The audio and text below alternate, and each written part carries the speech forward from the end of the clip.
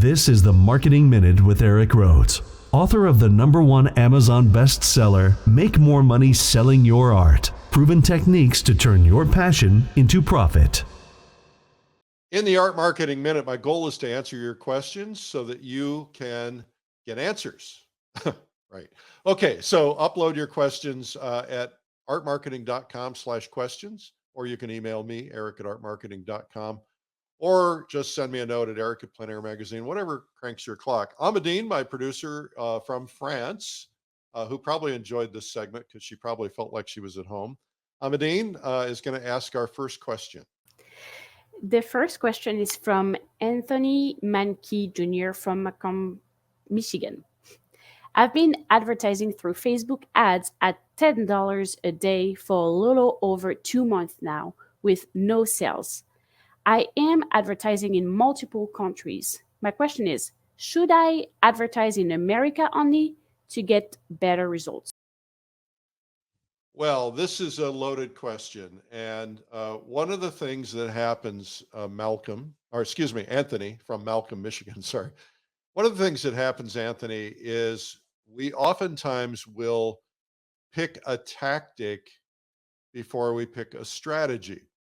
And a tactic is advertising on Facebook or Instagram, or advertising in a magazine, or advertising on a website, or sending a direct marketing piece. Those are tactics, but the strategy is where you need to start. You need to ask yourself, what is my primary goal for the year? What am I going to accomplish? And then once you understand that, it changes what your tactics will be. Because let's say you said, my goal for the year is to get a list of 5,000 people who are interested in taking workshops from artists. That would be one strategy. Another might be, I want to get a list of 5,000 people who are interested in my paintings. So if that were your strategy, then your Facebook ads would be all about that. It wouldn't be about trying to sell them a painting.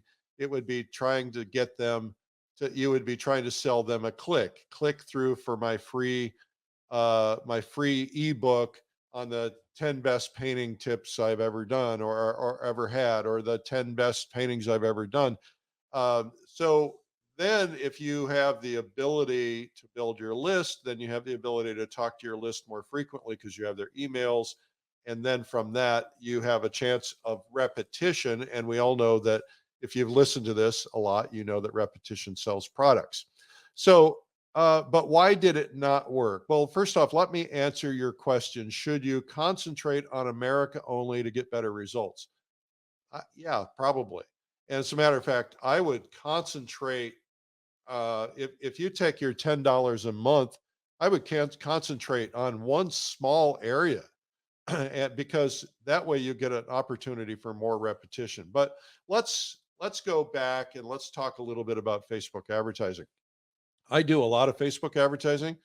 Um, I spend so much money on Facebook that when I had a problem with Facebook, they fixed it real quickly because we're a big advertiser.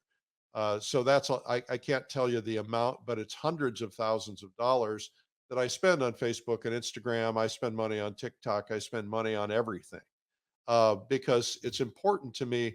But I only spend money if I'm getting a return, and a return means I'm getting at least break even, and hopefully at least one times more. In other words, a 2 to 1 on my spend. So if I spend $10, I want to get $20 back. That's not easy to accomplish, especially with a first order. And there's a lot of sophisticated technology and a lot of sophisticated algorithm and a lot of other things that get behind this that will really be important to understand if you're going to be a Facebook advertiser. In my particular case, I study this stuff all day, every day. I focus on it, I learn about it, and yet I still employ experts, either in my own company or experts outside of my company who have skill sets that I don't have, because somebody who lives in that world all day, every day might have a chance of doing better for you. Now, I have had agencies that have completely ripped me off. I've had agencies that have made me a lot of money. I've had agencies that have gotten me no progress, but their intent wasn't to rip me off. So you got to be careful about that kind of a thing. And you're in a little different world than I am because, my numbers are a lot different. But um, start with your tactic. I mean, start with your strategy and then move to your tactic. Um, Now, there's also a lot of other things. Facebook is not working for you for probably a couple of reasons. First off, I believe that you have to have multiple impressions on something before someone will buy it. Statistically, someone needs to actually physically see something 7 times before they're willing to buy it. There are exceptions to that rule. I have seen an ad on Instagram and bought it instantly, but I've also seen things hit over and over and over and over again, and I wasn't interested. But the more times I saw them, the more I got interested. And then maybe eventually I bought something.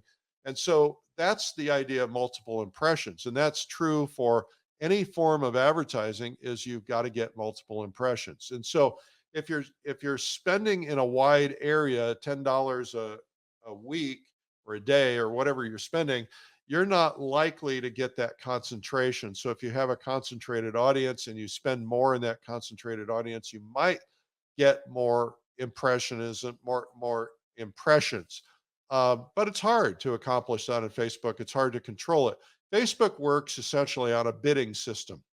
Whoever spends the most money to get in front of a category or a keyword is the one who is going to get seen the most. And so, right, I did a campaign the other day, and the price to get in front of someone was $100 to get in front of one person. And if I spent $10, that $10 would never get in front of them. Now, not since not everybody's got to buy, I got to spend, 10 times that or 20 times that to be able to make it effective. So, if your cost to acquire a customer is $100, that's okay.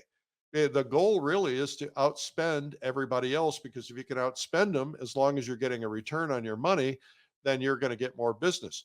But most of us look at, or most of us should look at this as a marketing budget. How much are you willing to spend? Now, if you, let's say you're selling a painting for $2,000 and you say to yourself, how much am I willing to sell that? How much am I willing to spend to get a $2,000 sale?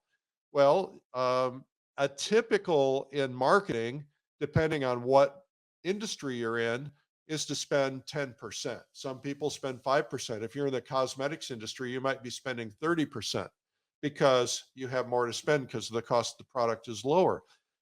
And you want to develop customers. So you might be willing to get some customers early by spending more and then turn them into secondary customers, right? Meaning sell them a second piece, a third piece.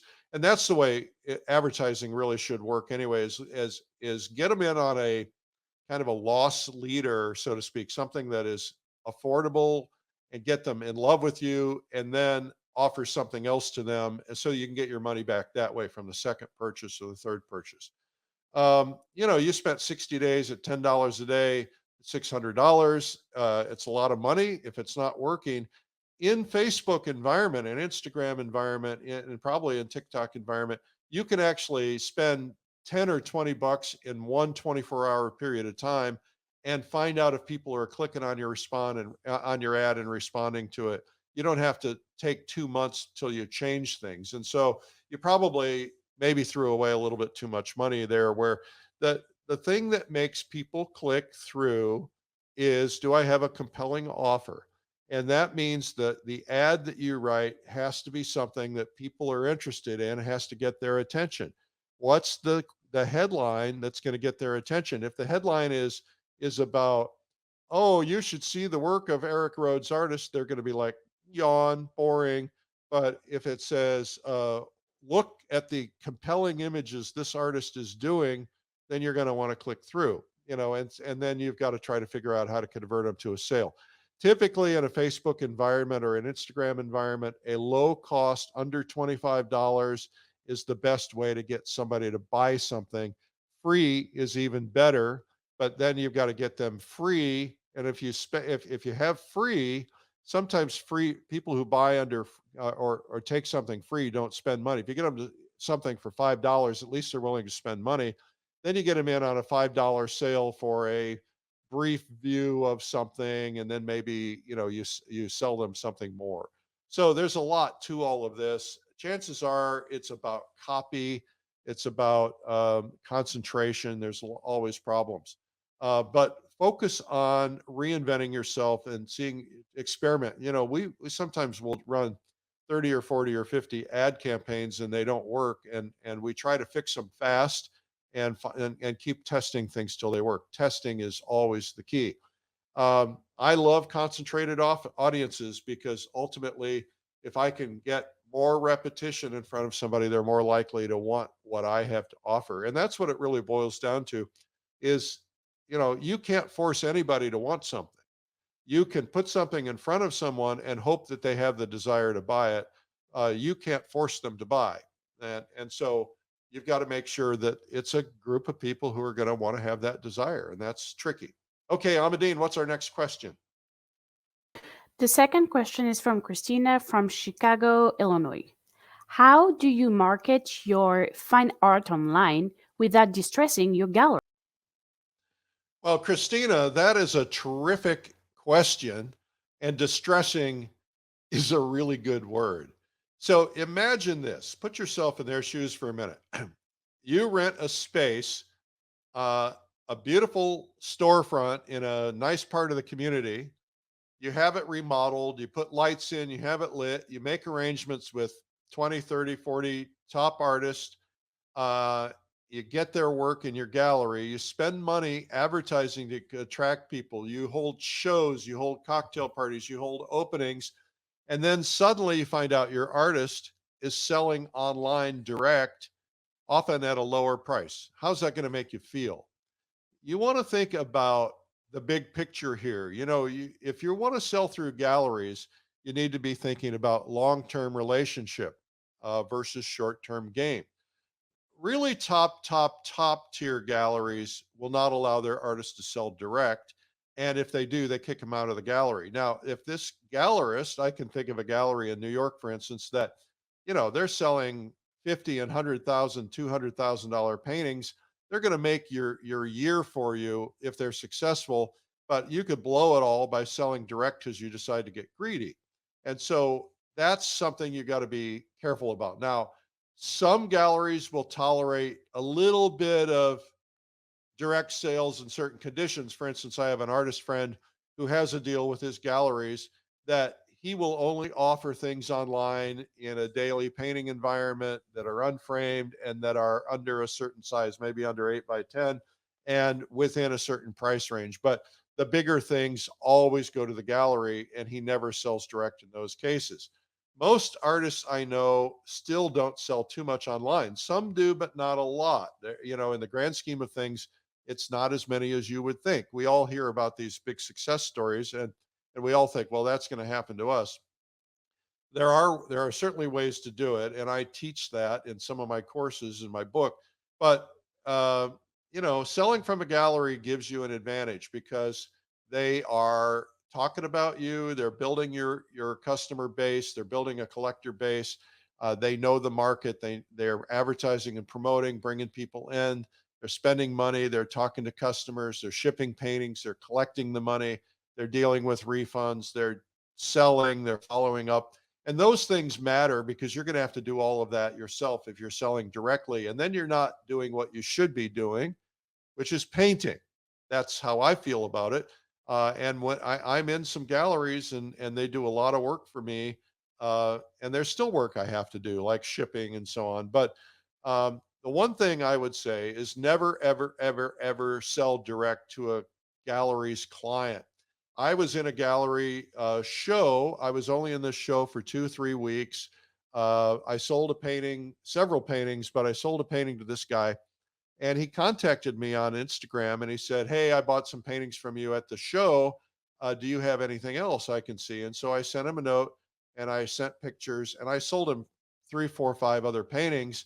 And when the money came in, I contacted the gallery and I told him, "Listen, even though the show was over, and even though technically I'm not in your gallery, and even though I don't technically owe you any money, I would not have that customer if it weren't for you. So I'm going to send you a commission. In my particular case, I gave an option. I said, I'll send you a cash commission or I'll pay you in some other way, offered something to them, and they ended up picking one of the two.